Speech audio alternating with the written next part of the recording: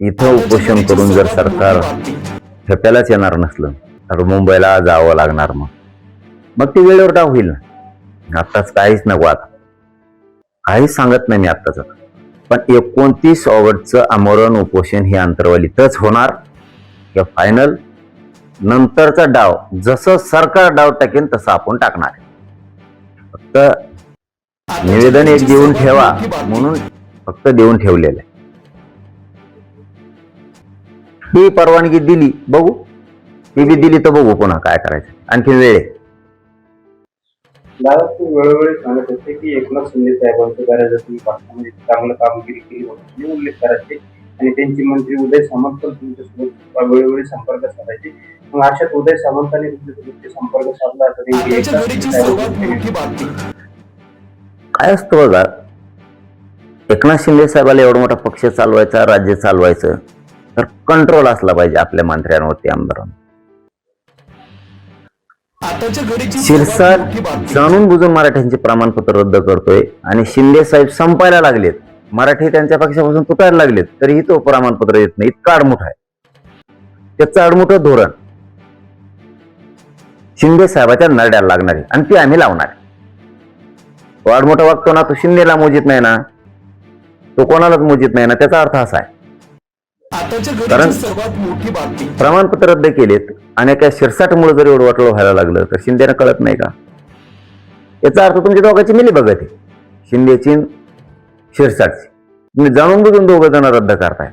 शिंदेची milli बघत नसते तर शिंदेने सांगितलं असतं तुझ्यामुळं राज्यातला मराठ्यांचा रोष माझ्या अंगावर यायला लागलाय, तू ते प्रमाणपत्र का रद्द केले. ठीक आहे ना, यांचे मंत्रीपद आहे म्हणून आडमोठ्या भूमिकेत ना, 29 नंतर आणखी आडमोठ्या भूमिकेत येणार. त्या टायमाला शिरसाटला कळलं ना, शिंदेला पण कळलं. तुम्ही शिरसाटबद्दल एक वक्तव्य केलं होतं की शिरसाट हे त्यांच्या बंगल्यात किंवा कोणत्यातरी पुढाऱ्याच्या कॉलेजमध्ये ह्या बैठक होतात, तुमच्या विरुद्ध षडयंत्र. मग त्यानेच नाही शिजेलं, कोणी शिजले? एकनाथ शिंदेच्या सांगण्यावर त्यानेच शिजलं. उपोषण फपोषण आंदोलन बाहेर टाका त्यानेच बसल्यात. तेच जातो. आता फोटो व्हायरल झाले 2-4 दिवसापूर्वी. शिंदेला कळत, शिंदेला वाटतं आम्ही येडे. तुम्हाला लय पश्चाताप येईल आम्हाला शिंदे साहेब. आम्हाला तर अपेक्षा बी नव्हती शिंदे साहेब तुमच्याकडून की तुम्ही आमच्या मराठ्यांशी असं वागताल म्हणून. अपेक्षा पण नव्हती, पण तुम्ही वागलात त्याला आता नावीला. ठीक आहे, तुम्हाला जसं वागायचं तुम्ही तसे वागलात, आम्हाला जसं वागायचं तसं आम्ही वागू. तुम्हाला शिरसट महत्वाचं आहे ना. शिरसट तुमचं जर राख रांगोळी करायला निघालाय त्याला आमचा नावीला सांभाळा. शिरसटला तुमच्या दोघांची मिली बघत, याचा अर्थ असा आहे शिंदे आणि शिरसाट. शिरसाटावर बी पक्ष नाराज भाजप पक्ष नाराज असू शकते, एकनाथ शिंदे नाराज असू शकते. मग अशा बातम्या शिंदेच्या पुढे थोडं आहे ते. शिंदेना एवढा मोठा पक्ष चालवायचा, राज्य चालवायचं, एवढा मोठा मराठ्यांचा गट त्यांच्या पाठीशी, आणि शिरसाट मराठ्यांच्या लेकरांच्या अन्नात विष घालतो, वाटोळं करा, अन्याय करायला लागला मराठा समाजावरती, आणि शिंदे काहीच बोलत नाहीयेत त्याला. याचा अर्थ तवाच लक्षात येतो मिली बघत आहे दोघांची. ते जाणून बुजून मराठ्यांच्या विरोधात डाव टाकतायत. शिंदेचाच ऐकून देव टाकतोय. नसता शिंदेचा मालक लागून गेला का ते? मालक झाला तो. आझाद मैदान पोलिसांकडे मुंबईतील आझाद मैदानावर आंदोलनासाठी परमिशन मागितलेली आहे आणि या संदर्भातलं एक पत्र जे आहे ते व्हायरल झालेलं आहे परवानगी. नेमकं आंदोलन आंतरवालीत होणार की मुंबईत होणार, काय माहिती? आंदोलन हे आंतरवालीतच 29 ऑगस्टला आमरण उपोषण होणार.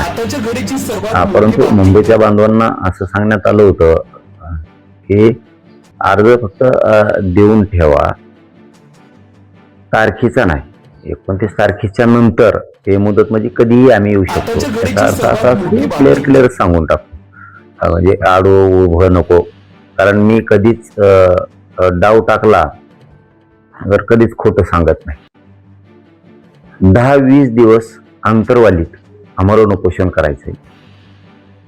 10-20 दिवसाचं आमरण उपोषण करून बी सरकारनं जर प्रश्न नाही सोडला तर तसंच मुंबईला निघायचं म्हणून ते लिहिलेलं निवेदन. परंतु ती 29 तारीख बहुतेक त्याच्यावरती टाकण्यात आली, असं काहीतरी मी ऐकलंय कालच. आता तसं सांगण्यात आलेलं नव्हतं.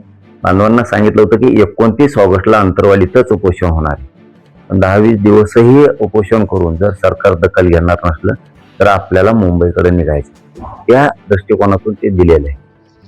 काही कोणाला जर वाटत असेल बाबा की आमचं निवेदन दिलंय म्हणून तुम्ही दिले तर मग आम्हाला आधी परवानगी द्या, पहिलं प्राधान्य आम्हाला द्या, काही स्वयंघोषित नेते तर ओबीसी समाज नाही की ज्यांना स्वतःचा स्वार्थ साधायचा आहे, राजकीय पोळी भाजायची, असे काय अडचण नाही. मला तुमचीच परवानगी घ्या, काही अडचण नाही आम्हाला. आम्ही 29 ऑगस्टला इथं करून येणार आहेत तिकडे.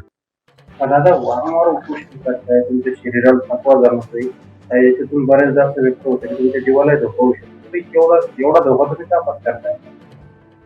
हे देवेंद्र फडणवीसमुळे आणि एकनाथ शिंदेमुळे आताच्या घडीची सर्वात मोठी आमच्या जीवाला धोके निर्माण झाले, आमच्या भविष्याला धोके निर्माण झाले, मराठा समाजाच्या जीवन मरणाशी धोका निर्माण झालाय देवेंद्र फडणवीसांमुळे, एकनाथ शिंदे यांनी न रद्द होणारे प्रमाणपत्र रद्द करायला सुरुवात केली. मी गप कस काय बसणार?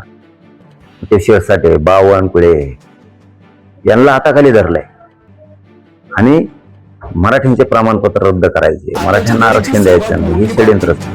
मराठी कधीही यशस्वी होऊ देणार नाही त्याला, कधीच. शेवटी आमच्या लेकरांच्या मुळाशी तुम्ही आणलंय ना, तर तुमच्या सुद्धा मुळालाच घाव घालणार आम्ही सुद्धा सोडणार नाही. 29 ऑगस्टच्या नंतर ही लढाई सुरू झाली आहे. तुम्ही नसता आणखी नाही सांगतो, तुम्ही प्रमाणपत्र रद्द करायला नको होते, चूक दुरुस्त करा. व्हॅलिडिटीचे 58 लाखाचे प्रमाणपत्र द्या, सगळ्या गॅझेटियरचे जी आर काढा आणि मराठवाड्यातल्या मराठ्यांचा जो जी आर काढलाय त्याचे प्रमाणपत्र द्यायला सुरुवात करा. 58 लाख नोंदी आहेत, त्याचे सुद्धा प्रमाणपत्र द्यायला सुरुवात करा. तुम्ही आत्ता प्रमाणपत्र थांबवून धरले आणि व्हॅलिडिटी पण थांबवून धरल्या, त्या सुद्धा काढा. तुम्हाला सुट्टी नाही.